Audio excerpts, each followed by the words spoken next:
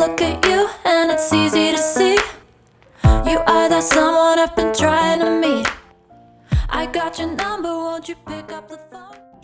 नमस्कार मंडळी, glam tips and tricks with श्रद्धामध्ये तुमच्या सगळ्यांचं पुन्हा एकदा खूप खूप स्वागत. आज मी तुमच्यासोबत डी टॅनिंग बद्दल बोलणार आहे. पण सगळ्यात आधी आपण पाहणार आहोत की टॅन होते स्किन म्हणजे नक्की काय होतं. सो जेव्हा पण आपण बाहेर जातो, उन्हामध्ये जातो, तेव्हा आपली स्किन वरती जेव्हा हे सूर्यकिरण पडतात तेव्हा त्या सूर्यकिरणांमध्ये जो UV रेडिएशन असतं ते आपली स्किन डॅमेज करायला सुरुवात करतं. सो स्किन डॅमेज होऊ नये म्हणून आपली स्किन काय करतं तर मेलॅनिन नावाचं एक पिगमेंट तयार करायला सुरुवात करतं आणि त्या पिगमेंटमुळे आपला जो स्किनचा टोन आहे तो थोडासा डार्क व्हायला सुरुवात होतो. एक डार्क कलरचा लेअर आपल्या स्किनवरती तयार होतो, म्हणजेच आपली स्किन टॅन होते असं आपण म्हणतो. सो हे टॅनिंग काढणं हे खूप इम्पॉर्टंट आहे. जर हे टॅनिंग तसंच साचत गेलं तर ते नंतर निघायला खूप मुश्किल होतं. त्याच्यामुळे वेळच्या वेळी डी टॅन केलेलं हे कधीही चांगलं. सो आजकाल बाजारमध्ये खूप सारे केमिकल युक्त प्रोडक्ट्स अवेलेबल आहेत जे हे टॅनिंग इझिली रिमूव्ह करतात. पण ह्या केमिकल्समुळे हळूहळू स्किनचा जो पोत आहे तो खराब व्हायला सुरुवात होते, स्किन डॅमेज व्हायला सुरुवात होते. त्यामुळे मी स्वतः होम रेमेडीज प्रिफर करते. स्किन ही प्रचंड प्रमाणामध्ये डॅमेज झालेली होती. सो मी खूप काळजी करत होते की माझ्या स्किनचा जो नॅचरल कलर होता तो गायब झालेला होता. त्याच्यासाठी मग मी ही रेमेडी यूज करून बघितली आणि त्याचा मला खूप फायदा झाला. सो ही रेमेडी तर यूज करायचीच आहे, पण मला तुम्हाला सगळ्यांना सांगायचं आहे की जर बाहेर जात असताल किंवा मी म्हणेल की जर तुम्ही बाहेर जातही नसताल, तुम्ही घरातच बसून असताल तरी सनस्क्रीन लावणं हे खूप गरजेचं आहे. कारण की आजकालची उष्णता खूप वाढलेली आहे, सूर्यकिरण खूप प्रखर झालेले आहेत आणि त्याच्यामुळे स्किन डॅमेज होणं हा खूप कॉमन प्रॉब्लेम झालेला आहे. सो एकच काळजी घेतली ना की घरी बसू किंवा बाहेर जाऊ, सनस्क्रीन लावायला मात्र विसरायचं नाही. जर ही एकच काळजी घेतली तरी आपला 50% स्किनचा प्रॉब्लेम निघून जातो. त्याच्यामुळे लहान मुलं असू, मोठी असू किंवा वयस्कर लोक असू, त्यांनी सुद्धा सनस्क्रीन लावणं ही काळाची गरज झालेली आहे. त्याच्यामुळे डी टॅनिंगची प्रोसेस तर करायचीच आहे. आठवड्यातून 2 वेळा हा जो फेस पॅक आहे तो लावायचा आहे. आज मी जे स्क्रब सांगणार आहे ते यूज करायचं आहे, पण त्याचबरोबर रोज सनस्क्रीन लावायला मात्र विसरायचं नाही. हे जे डी टॅनिंगचं मास्क आहे ते बनवण्यासाठी आपल्याला एक छोटा टोमॅटो घ्यायचा आहे आणि एक छोटा बटाटा घ्यायचा आहे. सो बऱ्याचदा काय होतं, मी लिंबू सुद्धा यूज करते, पण बऱ्याच लोकांना लिंबामुळे इरिटेशन होतं, थोडंसं जळल्यासारखं फील होतं. त्याच्यामुळे बरेच जण लिंबू अवॉइड करतात. म्हणून आज मी इथे तुम्हाला लिंबू यूज करायला नाही सांगणार, त्याच्याऐवजी आपण टोमॅटो यूज करणार आहोत. सो टोमॅटो हे एक अँटीऑक्सिडंट आहे ज्याच्यामुळे डार्क स्पॉट्स आणि पिगमेंटेशन कमी व्हायला हेल्प होते आणि त्याचप्रमाणे यामध्ये एक नॅचरल ॲसिड आहे जे आपला स्किन टोन हे ब्राईट करतो आणि आपल्याला छान एक ग्लोईंग अशी स्किन देतो. त्याचप्रमाणे बटाटा हे एक नॅचरल ब्लीच आहे जे आपला टॅन रिमूव्ह करते, आपला स्किन टोन इव्हन करते आणि ब्राईट करते. आपला जो थर्ड इन्ग्रेडियंट आहे तो आहे ॲलोवेरा. ॲलोवेरा हे एक सूदिंग एजंट आहे जे आपल्या स्किनला मॉइश्चराईज करतं, हायड्रेट ठेवतं आणि सन एक्सपोजरमुळे जर स्किनवरती रेडनेस असेल, स्किन डॅमेज झाली असेल तर ती पण हील करण्यासाठी ॲलोवेरा खूप मदत करतं. आपल्याला हे तिन्ही इन्ग्रेडियंट्स लागणार आहेत. सो चला तर मग आपण आता हे आपलं फेस मास्क बनवून घेऊया.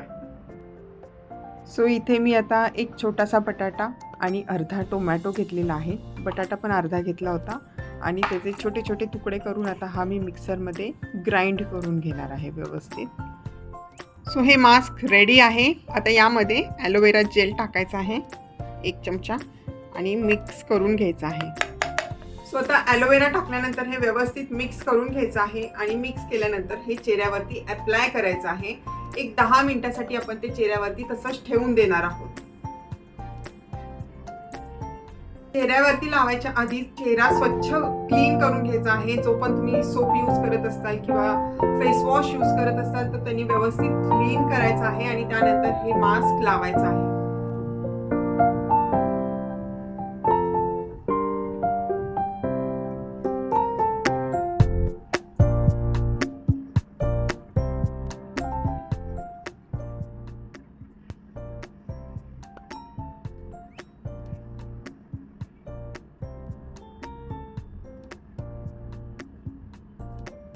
सो मी आता हे सगळीकडे व्यवस्थित लावून घेतलं आहे आणि एक 10 मिनिटं हे मास्क असंच ठेवायचं आहे आपल्याला आणि त्यानंतर नॉर्मल पाण्याने फेस वॉश करून टाकायचं आहे.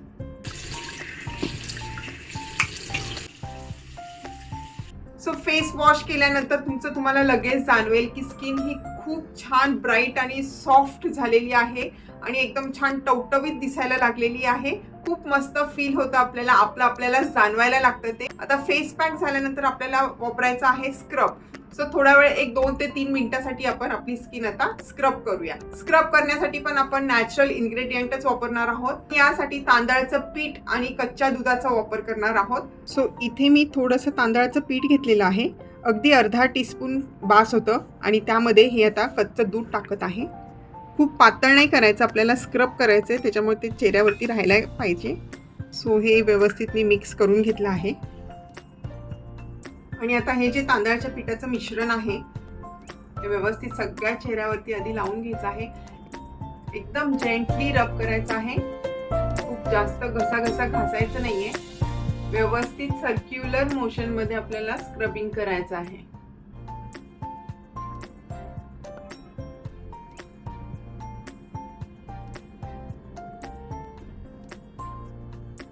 आणि एकदम हलक्या हाताने आता आपण स्क्रब करणार आहोत. एक 2 ते 3 मिनिटासाठी स्क्रबिंग करायचं आहे आणि त्यानंतर लगेच फेस वॉश करून टाकायचं आहे. खूप जोरजोरात घासायचं नाहीये. तांदळाचं पीठ हे थोडंसं रफ असतं, खरखर असते त्याच्यामध्ये आणि खूप जास्त जोरात घासलं तर स्किन डॅमेज व्हायची शक्यता असते. त्याच्यामुळे एकदम जेंटली म्हणजे एकदम हळूवार आपण मसाज करणार आहोत.